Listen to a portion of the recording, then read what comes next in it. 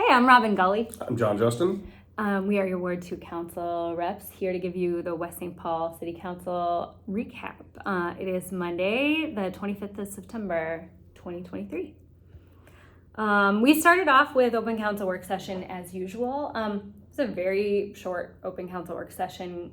We didn't start until 6 o'clock, which is not typical. But it was so short and sweet. We actually talked about some interesting things that we have coming up. We have for a long time talked about the possibility of doing some rebranding of the city. And so, and actually I should say, along with strategic communications and sort of changing the way that we portray the city, changing the way that we think about how we talk about the city, as well as things like the logo and the colors and, you know. And making sure we caught up to what our city is now. Because if we haven't done a real rebranding in quite a long time, and the city has changed. Most of us would say for the better. We like it here. We like it here, yeah. But it's not the same city it was 20 years ago, 30 years ago, 50 years ago, et cetera. And so part of this whole thing is to look at, well, what really are we? Because your real branding, I mean, branding sounds like, you know, Nike. And it's not really what we're talking about. That's why it's not necessarily a logo change. But the idea that you want to tell the story of the city the way that the city should have its story told, and you want to present it in a positive light, but you want to do it honestly. And so the first step is kind of figuring out what's the honest story of what we love about the city, what we value in the city, opportunities in the city, stuff like that. So that's going to be the first stage, is kind of getting into that root level sort of thing. It's in the hands of assistant manager, city manager Dan Nowicki, who actually has done a lot of rebranding attempts for us on his own in his tenure here. Well, and came on as our communications person and is now the assistant city manager. But he's done some really nice work, you know, all throughout. But I will say we have a new look for our West St. Paul City website. It looks much nicer. It looks much fresher.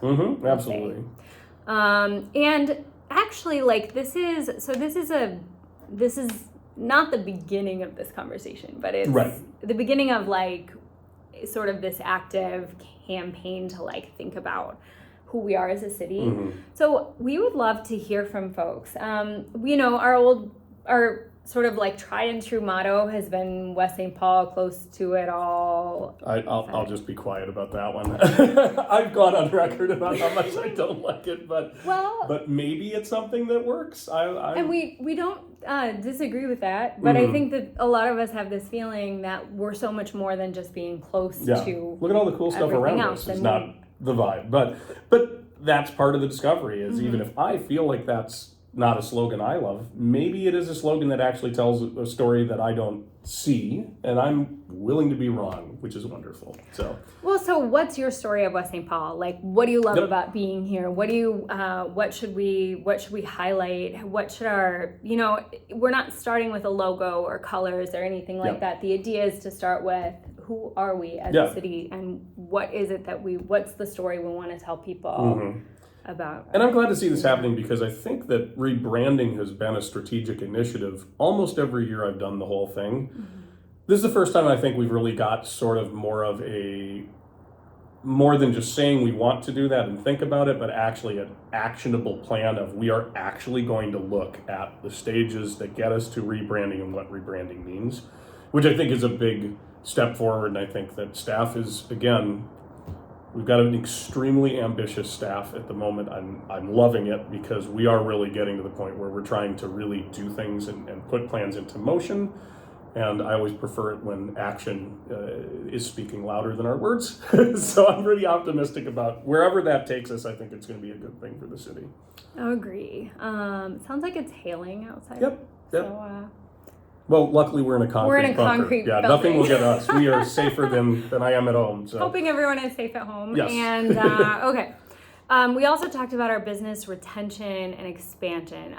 So as you all probably know or might know by now, we have a what's Ben's title? Community Development Director. Who is really thoughtful and engaged with local businesses and trying to think about how we retain local businesses, how we support local businesses, how we grow our local businesses. And so we just talked a bit about that and talked about what we want to see. One of the things that that is always on my mind when we think about businesses is how we have less vacant storefronts than we have in the past, but how do we, they still are there. How do we disincentivize having vacant storefronts while incentivizing getting businesses in there? And how do we connect those vacant storefronts to some of the businesses that we already have, or that might want to come to West St. Paul? But, I always think about like all the home-based businesses that we have and what opportunities there are for folks who are in home-based businesses to get out into the light where we can see them and take advantage of them. But it can be incredibly costly. So anyway, I'm, rambling a little bit, but. Well, one of the things I think that it's easy to forget is that of a town of just over 20,000 people with an appropriately sized city staff, we are uniquely filled with businesses because of Robert Street, because of Smith Dodd, because of places that are popping up like over in the 40 acres where we have multiple new businesses and things like that. And so some of this it's a big lift to communicate with the number of businesses that we have with the size of the government staff that we have. And so what we're trying to do, and I think some of the ideas that have come out are really trying to get a survey out there to push it to businesses specifically, try to find them, try to communicate with them. And I think that's going to help a lot, because I know, as somebody who's been in the small business community for a long time in West St. Paul, and have talked to other business owners, there's a lot of misunderstandings about what the city can and is willing to do. One of the ones that I always heard about was the ability to, like, somebody wants to relocate within the city, and they just don't even know where to go at City Hall to try and get help, or if they should even try. And I can tell you, as somebody who moved my business, going down the street and writing down all the phone numbers that are in the vacant buildings and calling them and not getting an answer sometimes isn't the most inspiring moment. So that's one of the retention things I think we've really focused on, is the idea of like that communication line where the city is very aware of what's available, what's vacant, and then business owners can come to the city with what they do, and we can try to bring together, because we're going to be knowledgeable about both sides, the fit. We can go like, actually for the square footage you need, this is an appropriate site. It has the right parking. It has all this other stuff. And that's a big part of business retention, is making sure that people don't just throw their hands up and go, well, I can move to Egan, or I can move to Newport, or move to wherever. Nothing against any of those cities, but we want to keep you here. And so we really want to do that. So that's a big communication piece there, I think. And then the expansion, is the idea of what do we want. Obviously, we've definitely heard from people what they'd like to see in the city, and I think we've been more actively working on that than I've ever seen before. And remembering, and I mentioned this in the meeting, that, retail, which is dear to my heart, and food and all of the fun stuff that we want is important, but our light industrial areas are really important too, because those are good jobs that people in our community can get that pay well. And I think sometimes it's not the thing that it's easy to hang a star and say, look, we brought this cool light industrial thing that you don't understand what they make into the town. But then we do have, there was the place that builds sort of equipment for police. I never knew that was here. They stayed here. They greatly expanded their business. They pay extremely well. And those sorts of things, even though they aren't something that you're going to read about in necessarily the West St. Paul newsletter, because it's going to be more about public-facing sort of things, but those are huge things we have to keep our eye on too. So I mean, it's a big multi-part thing. And we want fun stuff in breweries and sit-down restaurants, but we also want really good jobs for people to work at and in our community. Well, and I'll just say we also want our customer service oriented businesses to be really good employers. Yes, this too. So we appreciate all the work y'all are doing to do that, and keep it up. And so and there's a lot more to talk about that. Again, like anything on any of these, if people have questions or ideas, or if you're a business owner and some of this is striking you with like, yes, I would like to get some information, contact us. We can get you in touch with the right people. We'd love to do that. Yeah, and if you don't know who to call at the city, I mean, really, truly, you can ask us, or you can just call. Yeah. or you can email any of us. But you can call us. You can just call the front desk at the city and say, hey, like, here's what's going on. They can get you to the right person, and also, like, we can help you get to the right person. I understand that it can feel sometimes intimidating to call and say, I don't even know what I'm actually asking for. But that's what we're here for. And you would be surprised at how many programs we either have at the city or have knowledge of that we can or ways that we can just like get creative and try to help you. And also, if you have, it doesn't have to be your business. If you have a friend who's looking to start a business, is looking for a location for a business, whatever kind of business it is, reach out and we will get you in touch with the right people. And we want to talk to everybody. And if we can make it fit, we're going to be very happy about that. So yeah, and it really matters to us. So it's not. You're not. It's really important. You're not like any. You're not. It's not a burden. Trust me. Anybody, anytime can call me because they have a business they want help getting in our city, and I will answer the phone. Then we moved on to the council meeting. So we had a few things, not a lot on the agenda tonight, but I did want to start by just mentioning some of the community and council comments because we had some really good stuff come up. First of all, Edgar, thank you for coming and saying that your kids had a great summer. We're always looking to expand programming and opportunities for folks, and as humans who also have small children, really value the spaces that are good for them to be and hang out and have supervision is even better. So really appreciate it. And then we have some events coming up. So Foodsmith is doing an Oktoberfest event on the 27th, which is Wednesday, from 4 to 7. So if you want to celebrate Oktoberfest, to go over to Foodsmith. They always do such a lovely job. And I'm working with Representative Maria Isa Perez-Vega, and the City of West St. Paul and ISD 197, our school district, and some other folks to put on our first ever city-sponsored Latino Heritage Month celebration in Harmon Park.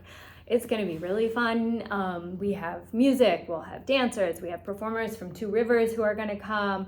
We'll have food, and we'll have local businesses, and it's just going to be really fun.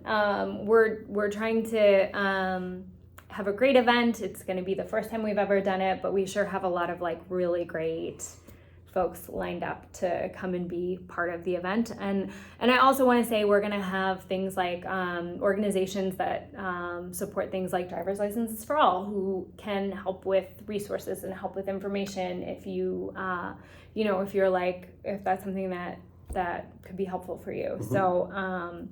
So please come. It's going to be October 15th in Harmon Park from 12 to 3. Really keeping my fingers crossed for good weather. That's a Sunday, right? It's a Sunday. Okay. Yep. It's a Sunday. It's the last day of Latino Heritage Month. So looking forward to it. And if you have any questions, please reach out. And then we have the groundbreaking for our new crisis center is, and the Guild's crisis center, but our crisis center. You all might remember that we talked about this months ago. We're going to have an emergency mental health facility on the property where the Dakota County Northern Service Center is right now. We're very excited is not the right word, but very grateful to have this in our community. There are not nearly enough places for folks to be when, let alone locally, when they're having in a mental health challenge.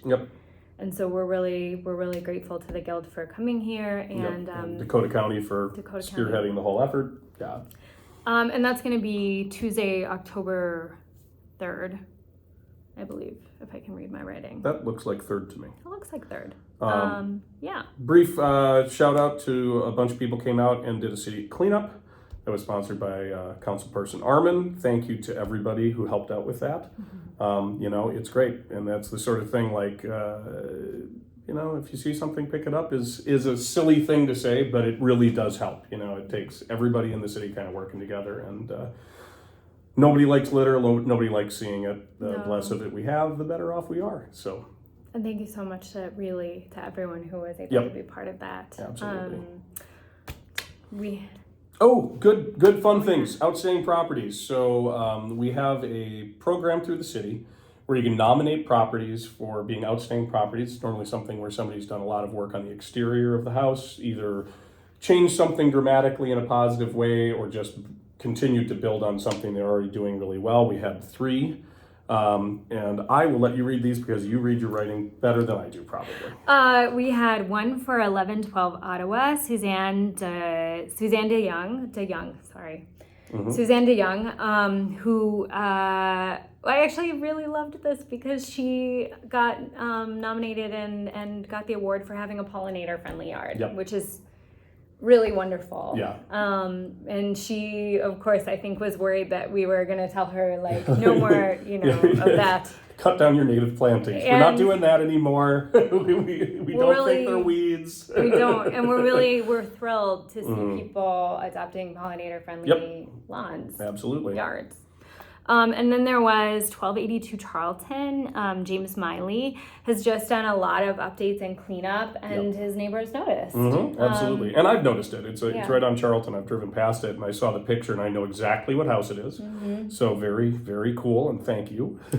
And then 1421 Smith, Herschel and Carissa Jacobson. And they've just done a lot of work on their, I think they have a new front patio, and we saw a lovely picture of it. Yeah, and really nice plantings and stuff like that too. Yeah. So thank you, all of you, for doing work on your houses. It benefits the entire community. And thank you, neighbors, for reaching out to us and letting us know that those were... Well, and that's what I love about it is it's not something that nobody nominates themselves. And it's just really cool to have neighbors nominating neighbors because they appreciate it. And I'm sure that it's one thing for the city to say, hey, great job.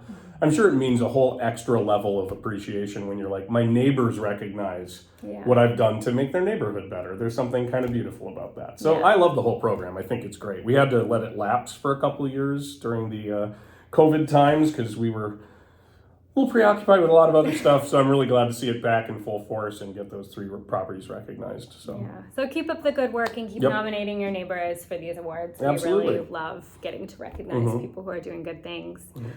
We had a presentation from Beyond the Yellow Ribbon, which is an organization that works with veterans to assist them in anything from rent vouchers to snow removal, et cetera, et cetera. They were recognized. It is the Northern Dakota County Beyond the Yellow Ribbon, so it is West St. Paul, Lilydale, Mendota Heights, South St. Paul, and Egan, I believe.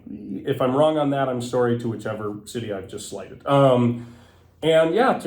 were recognized by the state. They're one of 4 organizations. There are 80 Beyond the Yellow Ribbon organizations. They were one of 4 that were picked because of the level of volunteer time that they put in. And so they came to actually share that award with the city. So they gave us a copy of the certificate and then also honored all of the people within staff. There was a long list that assists that organization. And then in particular, shared an award with our city manager, Nate Burkett, who is a veteran, for the fact that he's facilitated finding those resources to help them do what is basically a volunteer job. And so we're proud to help with, financial aspect, not funding, but like helping with their financial statements. And Dan Nowicki, who we mentioned earlier, does a bunch of work for them. It's just a lot of people working together to just kind of make that organization function. And again, they're not a very public-facing organization. You don't see them. This is the first time I've ever seen them talk about getting an award, and it was somewhat humble. And I think that's really what it's about, is not so much looking for people to say, wow, look at all this work we're doing, but when they are recognized, it's nice to see them recognized. So really is. And we're close to the end, really. Really just some CUPs, which is a conditional use permit. And this is all going to have to do with a couple things that you'll see coming now at this point. This is kind of the final stage. Well, there'll be plans and things, but one for a dental clinic, which is coming in the old Pond America. Yep, in the old, you may have seen it. We'll be happy to see something. Often almost generally vacant for many, many years. So that they have purchased the building from what we can tell. And they will be putting a dental clinic in there. So that with that building will be, remember we were talking about filling vacancies, we filled a vacancy. The solar carport, which I think you probably remember a discussion of solar carports from before, but we did give the conditional use permit to the county at the Northern Service Center. And then 330 Marie is going to have an adult daycare facility. And I feel like I should clarify, because some people hear adult daycare and they don't understand what that means. And it's basically a place for people 55 and older that are pretty relatively independent, but have a place to go, a place to do activities and things. It's not like a care facility. They're generally able to take care of themselves, but it's a place for people that might not have other places to go and are looking for a place to socialize and do activities with other people kind of in their age group to do it. So I always feel adult daycare, I know it's the term, but I feel like it sounds weird. And it's really just a very community-oriented sort of system for people to make connections in that age group that may have trouble making connections in other locations. Yeah, so it's not there, but we did approve the conditional use permit. So keep your eyes open, and hopefully we'll know about it when it opens, and we can mention it to folks then. So excellent. That's it. Thanks, everybody. Thanks, everyone. Always reach out to us with any of this stuff or anything that you're thinking about. 100%. Really happy to chat with you. And yeah, that's it. Bye. Just take a minute.